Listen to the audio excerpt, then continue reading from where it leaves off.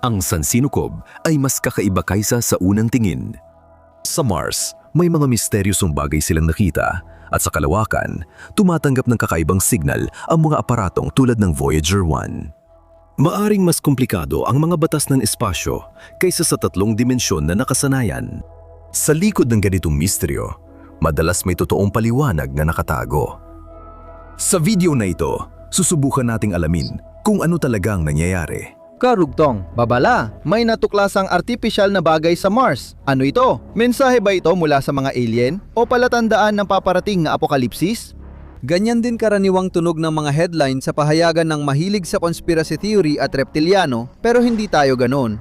Laging hinahanap ng Channel Hubble ang pinakaugat ng mga pangyayari, ipinapakita ang magkabilang panig at resulta ng mga mapagkakatiwalaang pag-aaral.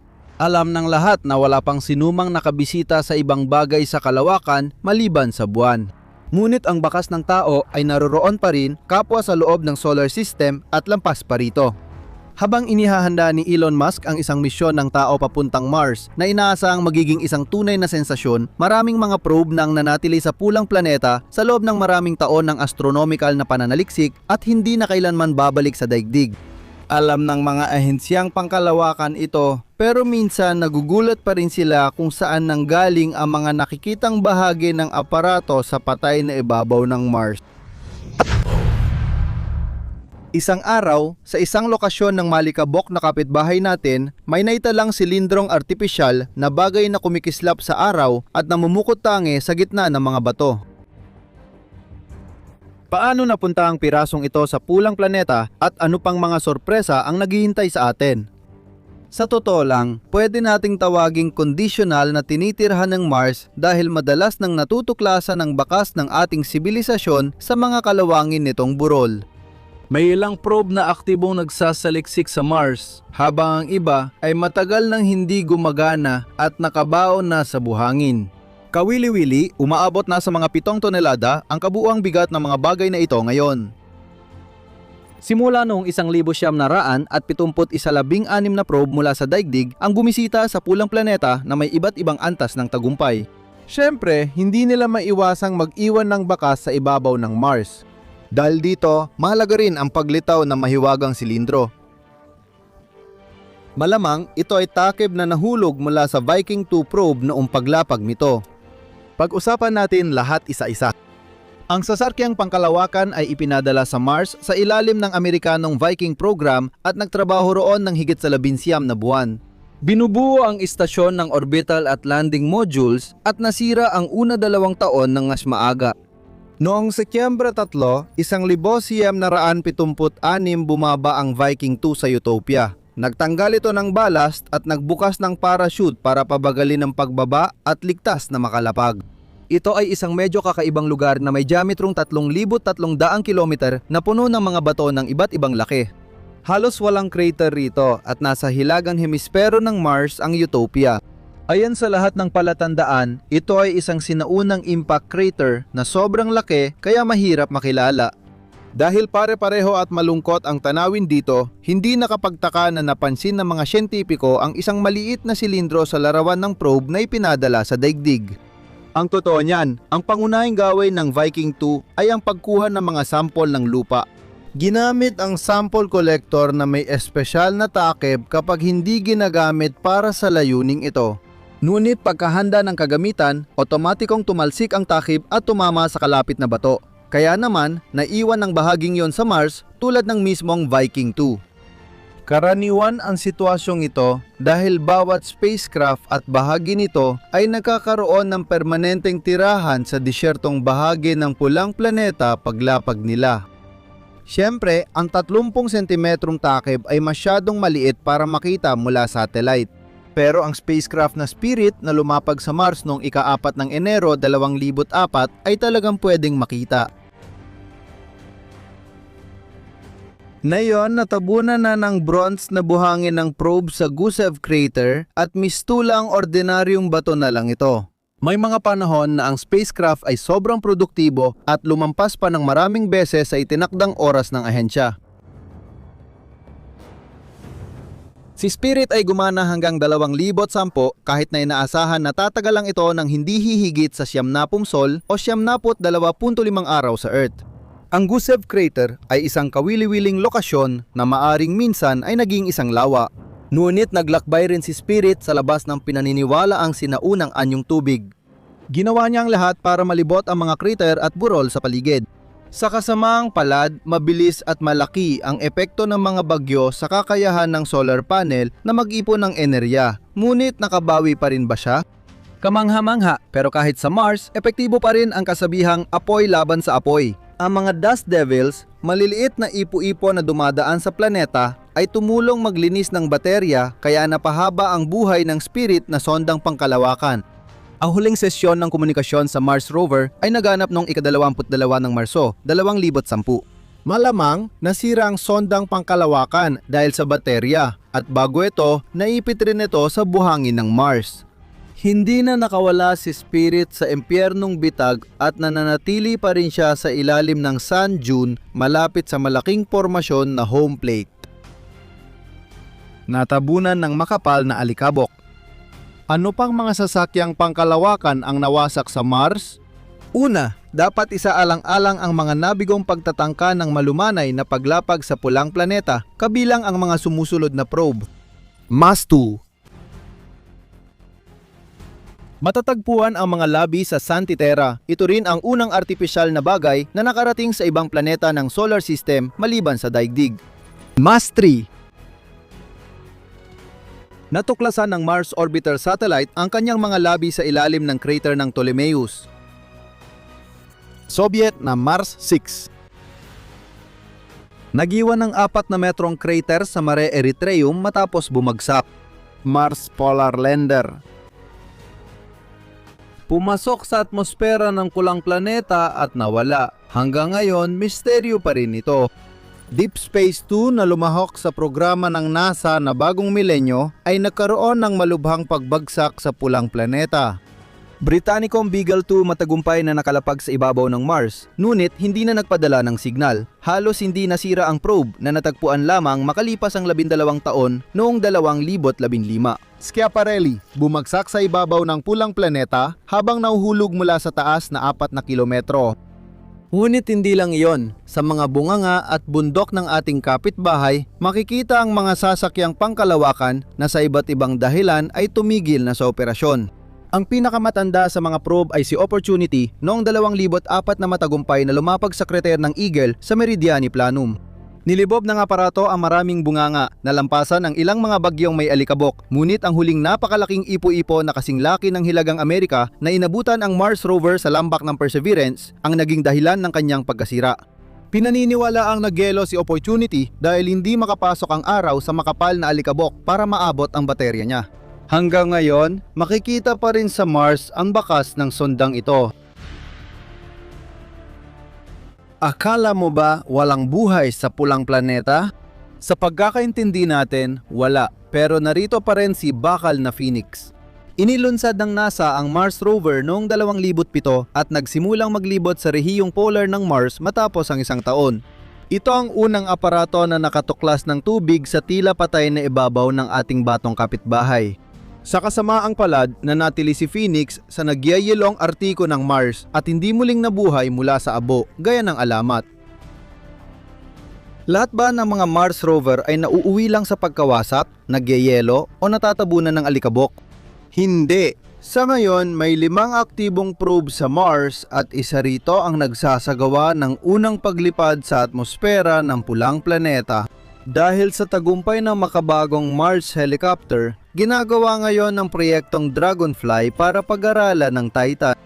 Kung titingnan mo ang mapa ng Mars o ang ibabaw ng planeta mula sa mga satellite, magiging malinaw na ang maalikabok nating kapitbahay ay hindi naman talaga nag-iisa.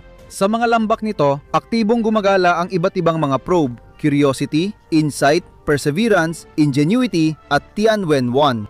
May mga rehiyon na maingat nagtago ng bakas ng nakaraang sakuna. Dahil dito, ang mga susunod na kolonyalista na malapit ng manirahan sa pulang planeta ay hindi makakaramdam ng pag-iisa. Hindi natin namamalayan, nagsisimula na tayong tumira sa Mars. Gusto kong simulan ang episode na ito sa pariralang panimula ng bawat kwentong bayan. Noong unang panahon, 44 na taon na ang nakalipas, nangyari ang kamanghamanghang kwentong ito. Ayos sana ang lahat pero sa ating kwento, wala ni katiting na mahika. Tanging mga totoong pangyayari at tunay na mga detalye lamang. Kaya noong malayong taong 1977, inilunsad ng mga Amerikano ang isang proyekto na tinawag na Voyager 1. Sa proyektong ito, 2 probe na magkapareho ang pangalan ang ipinadala sa kalawakan. Karaniwan ng kwento pero nalampasan ng mga resulta ang lahat ng inaasahan. Narinig mo na ba ang mga tunog ng kalawakan? Siyempre, maaring may magsabi sa inyo na ang vacuum ay ganap na tahimik dahil ang mga sound wave ay maaari lamang kumalat kung may mga molekula na nagdadala ng mga pagyanig. Gayunpaman, dahil sa computer conversion, maaari nating marinig ang malalalim na dagundong ng Venus. Ang monotonong ugong ng Jupiter at ang pumipintig na kakofonya ng Merkuryo. Masasabi nating ito ay mga lokal na tinig, ngunit paano ang echo mula sa kailaliman ng kalawakan? Doon, Voyager at Pioneer lang ang nakarating, pero matagal nang nawala ang komunikasyon sa kanila. Mamaya, maririnig ninyo ang nakakakilabot na tunog ng universo. Pero mayon ay ilalarawan muna namin ang pinakakapanapanabik na yugto ng misyon ng 2 probe na patuloy pa rin. Ginawa ang mga highly autonomous na aparato para pag-aralan ang mga panlabas na planeta ng solar system at paglipad ng mga probe palabas ng heliosphere. Sa pag-organisa ng misyon, isinasaisip ang dating pagkakamali. Halimbawa, tumigil sumagot ang Pioneer 10 marahil dahil naubos ang radioisotope na enerhiya nito. Sa ngayon, tinatayang ang aparato ay patungo sa Aldebaran at aabot ng 2 milyong taon ang biyahe. Kaya naman, ang isyu ng pagbibigay ng enerhiya sa mga probe ay kailangang bigyang pansin ng husto. Ang parehong Voyager ay nilagyan ng mga inhinyero ng sarili nilang thermoelectric generators na gumagamit ng plutonium-238 at mga rocket engine, pati na rin ng maraming computer at iba pang kapaki-pakinabang na kagamitan, mga spectrometer, kamera, plasma complex at iba pa. Kahit may kaunting problema, nagtagumpay ang mga aparato sa pagsaliksik ng panlabas na solar system at nakarating pa sa bukas na kalawakan. Alam ng lahat na hindi agad natatapos ang sakop ng ating punong bituin pagkatapos ng Neptune. Ang mga Voyager na may gintong plaka ng mga tunog mula sa daigdig gaya ng pagsabog ng bulkan, ugong ng hangin at iyak ng sanggol ay may mahaba at mahirap na paglalakbay na haharapin. Sa kabutihang palad, ang technical na kakayahan ng parehong Voyager ay nagpapahintulot ng komunikasyon hanggang 2030. Ano ang kasulukuyang gawain ng mga probe sa ngayon? Ang pangunahing layunin ng mga aparato ay pag-aralan ang lugar ng paglipat sa pagitan ng plasma na nasa loob ng solar system at ng lugar sa interstellar na kalawakan. Tumawid na sa unang hangganan ang 2 aparato ilang taon nang nakalipas na naghihiwalay sa ating mga planeta at sa malamig, madilim na kalawakan ng heliospheric shockwave. Ginawa ito ng Voyager 1 noong Disyembre 2004 at ng Voyager 2 naman noong Agosto 2007. Ang hangganan ng shockwave ay isang lugar na nasa loob ng heliosphere. Dito, biglang bumabagal ang solar wind hanggang sa bilis ng tunog dahil sa banggaan nito sa interstellar na material. Tandaan na sa unang 10 bilyong taon ang solar wind ay bumibiyahe ng halos 1 milyong kilometro bawat oras at mga cosmic particle lang ang kayang magpabagal dito. Paglampas ng nabanggit na hangganan, naghihintay sa mga aparato ang susunod na hangganan. Ang heliopause, na ayon sa mga siyentipiko, ay hindi nila mararating kahit lumipas pa ang 10 taon mula nang tawirin ang shockwave. Malamang, nangyari na ang pangyayaring yon. Ang heliopause ay maaring ihambing sa isang adaptasyon na kompartimento kung saan pinapantay ang presyon kapag lalabas ang mga kosmonauta sa bukas na kalawakan. Dito umaabot sa katanggap-tanggap na antas ang bilis ng solar wind at interstellar na kapaligiran pati bahagyang pag-aasimilasyon ng materya. Matagal nang pinagtatalunan ang kalikasan ng heliopause at noong una ay inisip na malapit ito sa orbit ng Jupiter. Pinabulaanan ito ng Voyager 2 dahil walang nakakaalam sa totoong hangganan na duda ang mga astronomo na tatawirin ito ng probe bago matapos ang operasyon. Pero nangyari na ang pagtatagpo bago ito mangyari. Noong 2018 opisyal na tumawid ang Voyager 2 sa heliopause na 120 beses na mas malayo kaysa distansya ng daigdig sa araw. Dahil sa mga sukat na panapanahong ipinapadala ng parehong mga probe, natuklasan na ang heliosphere ay medyo nababanat.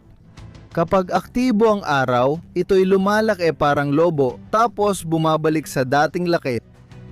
Ano pang natuklasan ng Voyager 2 noong 2020 natuklasan ng kanyang mga plasma sensor ang isang hindi may paliwanag na kakaibang bagay. Habang lumalayo ang probe sa araw, tumataas ang densidad ng interstellar na espasyo. Maaring bumagal ang mga partikulo habang lumalapit sa heliopause at nagsisiksikan, parang snowball. May isa pang teorya. Ayon dito, nagbabanggaan ang interstellar magnetic field at heliosphere kaya nabubuo ang natatanging koridor sa pagitan ng heliopause at ng iba pang bahagi ng kalawakan. Napala, ayon sa mga sukat, ang interstellar magnetism kahit na 64,000 beses na mas mahina kaysa sa magnetismo ng mundo, всего 7 микрогауссов. ay kaya pa ring magdulot ng tiyak na presyon sa heliosphere. Gayunpaman, patuloy pa ring bukas ang tanong tungkol sa mataas na densidad ng materya na kailangan pang sagutin ng mga siyentipiko. May panganib bang masira ang parehong Voyager sa ganitong kondisyon? Sa teorya dahil ayon sa mga karaniwang hypothesis, sa pagitan ng bow shock, ang tinatawag na Rubicon sa paglipat sa ganap na vacuum ng kalawakan, may isa pang lugar na puno ng mainit na hydrogen. Tinawag ng mga siyentipiko itong pader ng hydrogen. Ang hypothetical na bow shock ay matatagpuan sa layong 230 astronomical units mula sa araw at kailangan pa itong lampasan ng mga Voyager.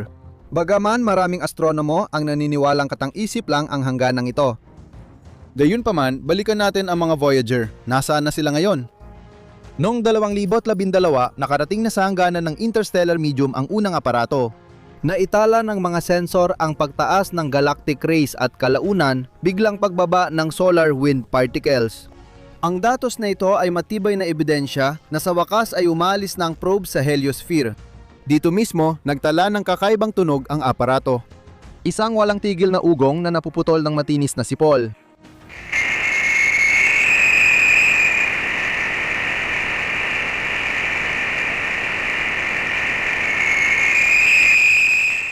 Hindi malinaw kung ano mismo ang sanhi ng malagim na ungol pero siguradong kinikilabutan ka rito. Ayon sa ilang astronomo, posibleng dulot ng regular na pagsabog sa araw ang matinis na sipol na umaabot sa gilid ng heliosfera. Narinig ito ni Voyager 1 nang di sinasadya dahil di pa tapos ang paglalakbay nito.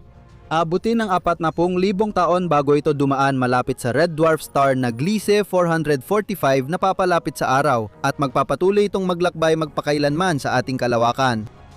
Paano naman si Voyager 2? Lumilipad din siya kung saan sa dilim ng kalawakan. Gaya ng nabanggit na 14 na taon na mula nang matagumpay tumawid ang aparato sa heliospheric shockwave at nalampasan ang heliopause. Dahil sa mga datos na nakuha mula sa Voyager 2, napatunayan na ang heliosphere ay hindi perpektong bilog. Sa kabaligtaran, ito ay pipi at hugis oval na may hilagang hangganang malayo sa araw. May naitala bang kakaiba sa impormasyong galing sa aparato? Oo, may isang hindi pagkakatugma. Inasahan ng mga siyentipiko na higit na mas mataas ang temperatura sa hangganan ng shockwave kaysa sa loob ng heliosphere, pero hindi ito nangyari. Mas tumpak, mainit niya pero hindi sing-init ng inaasahan ng mga astronomo. Ang tanong ay saan galing ang mga pagkakaiba at saan napunta ang sobrang enerhiya. Hanggang ngayon, wala pa ring sagot dito.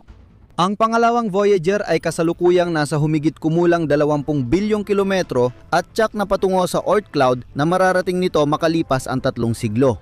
Para makatawid sa malasperikong lugar na ito, aabutin pa ng hindi bababa sa 30,000 taon. Sayang at di na natin ito malalaman. Ang half-life ng plutonium ay halos 70 taon. Ngayon, ang enerhiya ng mga aparato ay nasa 40% o mas mababa pa. Ang dalawang aparatong inilunsad na may isang buwang pagitan ay ngayon nasa daan-daang astronomical na kilometro at hindi nagpaplanong tumigil. Hinihintay sila ng mga pagtatagpo sa mga bituin, mga planetang lagalag, nag-iisang mga kometa at mga kumpol ng asteroid. Dahil sa mga probe, alam na natin ngayon kung ano ang tunog ang kawalan ng malawak na kalawakan. At sa pamamagitan ng karanasan, napatunayan natin ang pagkakaroon ng heliosphere na nagpoprotekta sa ating sistemang planetaryo mula sa agresibong epekto ng galactic rays. Kamusta sa mga nanonood sa Hubble Channel mula sa 3D na mundo? Gusto mo bang sumilip na yun mismo sa ika-4 na dimensyon? Doon kung saan ang normal na pag-ikot ng bagay ay nakikita ng otak ng tao bilang isang pandigdigang sakuna. Para hindi mabaliw sa impyernong paglalakbay, panurin mo ang video na ito hanggang dulo. Isipin mo itong isang detalyadong video guide dahil mahirap mabuhay sa mundo ng 4D nang walang paghahanda. Hindi natin pinapadala ang ating mga astronaut sa nakamamatay na kalawakan. Sa loob ng virtual na paglalakbay, sunod-sunod nating bibisitahin ang lahat ng mga mundo hanggang sa ika-4 na dimensyon. Hindi ka ba nagbago ng isip? Kung ganon, makinig kayo at tandaan ninyo. Sa simula, may isang tuldok. Naisip mo ba ang universo matapos ang Big Bang? Kalilimutan mo na ang mga paghahambing.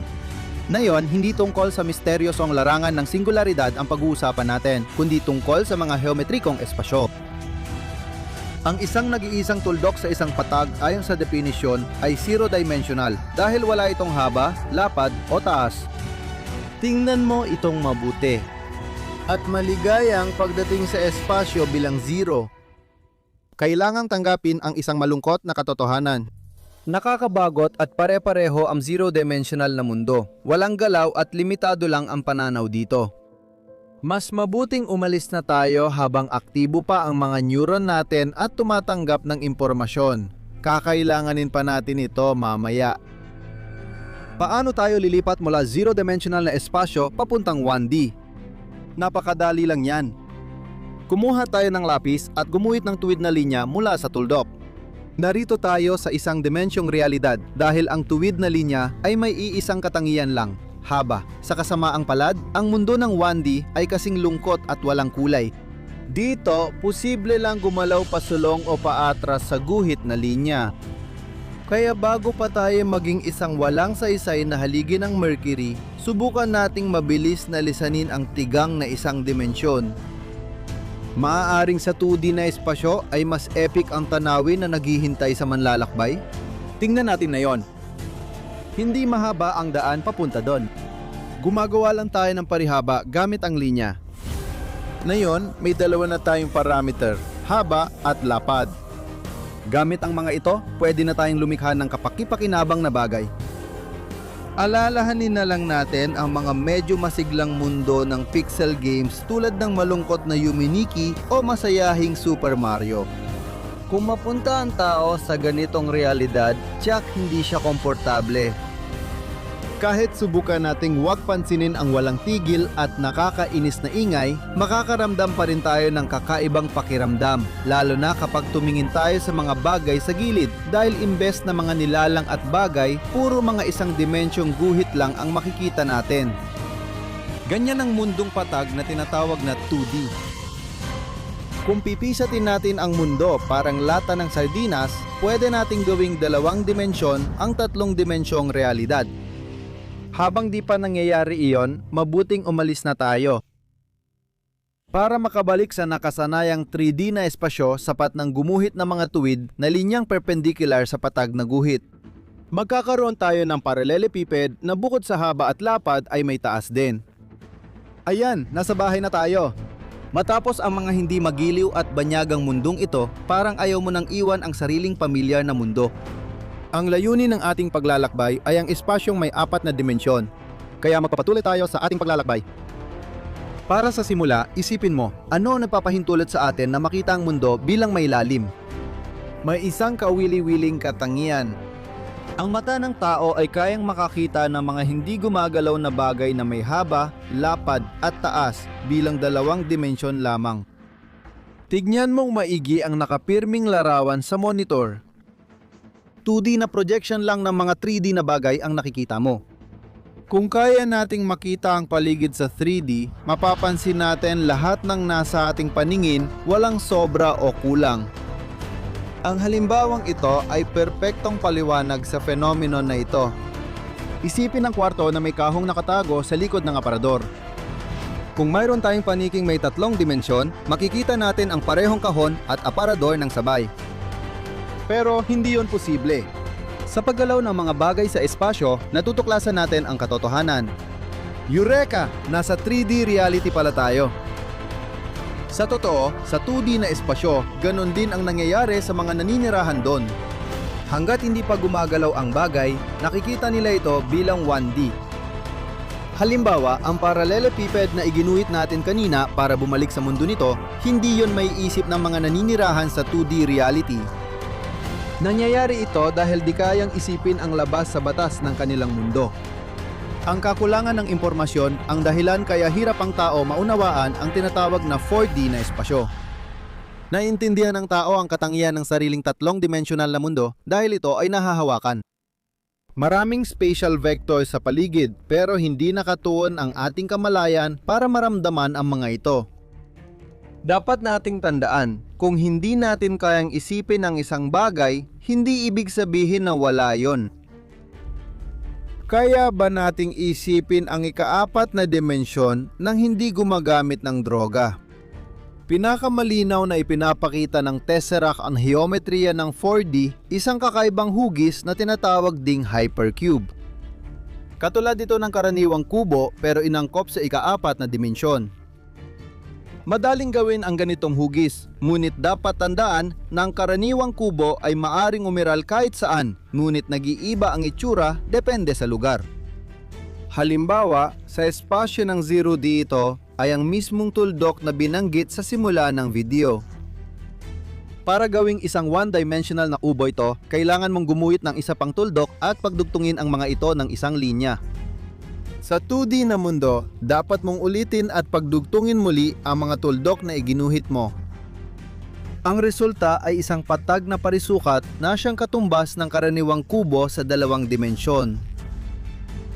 Sunod, gamit ang mga hugis na nabuo, madali nating magagawa ang kubo na alam na natin mula pagkabata. Ilagay lang ang dalawang parisukat magkatabi at pagdugtungin ang mga kanto nito. Posible bang makabuo ng Tesseract isang futuristic na 4 na dimensional na cube gamit ang algorithm na ito? Walang pinakaiba ang paraan kumpara sa ginamit sa ibang mga pagkakataon. Ilalagay natin ang dalawang tatlong dimensional na hugis sa tabi ng isa't isa, pagdudugtungin ang kanilang mga kanto at handa na ang hypercube. Pero may isang problema. Mahirap para sa utak ng tao na makita ang hugis na ito bilang isang kubo. Tandaan, nakikita lang ng tao ang tatlong dimensional na bagay kapag gumagalaw ito, kaya kailangan natin itong bahagyang paikutin. Dito nagsisimula ang mga psychedelic na epekto na parang isa rang primitibong naninirahan sa 2D na mundo kapag nakita mo. Sa totoo lang, kakaibang itsura ng pag-ikot ng hypercube sa sarili nitong axis sa ating realidad. Nakikita ito ng kamalayan ng tao hindi bilang galaw kundi bilang deformasyon ng bagay. Higit pa rito, sa umiikot na geometrikong nilalang na ito, mahirap pang makilala ang kubo.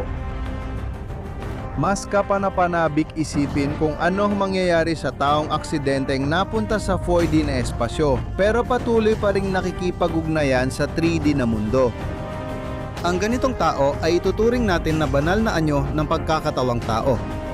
Dahil kaya niyang dumaan sa pader, mag-teleport, madaling maglipat ng bagay sa ibang mundo at magsagawa ng non-invasive surgery tulad ng mga healer noon.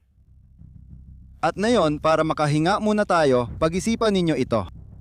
Kung hirap na tayo sa 4 na dimensional na mundo, paano pa kaya ang mga espasyong may walang hanggang dimensyon? Kung pinapanood ninyo ang video na ito, at lalo na kung nilalagyan ninyo ito ng like, maaaring sabihin na ang interes ninyo sa mahiwagang mga batas ng universo ay hindi basta-basta sa inyong buhay. Subukan ang sarili at sagutin ang simpleng tanong. Subukan ninyong ituloy ang mga sinabi ng dakilang si Stephen Hawking. Ganito ang simula ng sikat na pahayag, walang hanggan ang sansinukob. Ang may akda ng pinakakawili-wiling pagpapatuloy ng bahaging ito ay tiyak na makakatanggap ng premyo mula sa aming channel. Inaabangan namin ang mga malikhaing ideya sa mga komento.